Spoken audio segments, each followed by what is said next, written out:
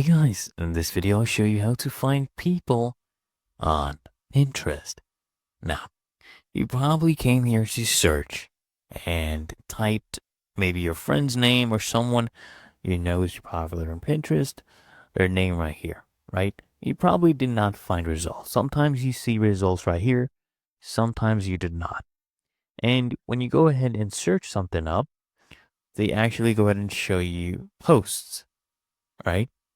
All you need to do to fix this is click on this icon. Okay, this is for filters. So we're going to be filtering this by just profiles. Okay, so I'll come here and toggle this one on right here. Make sure this is toggled on and then come here at the bottom and click on apply. And there we go. It has applied this filter for only profiles. And here we can go ahead and see the different profiles.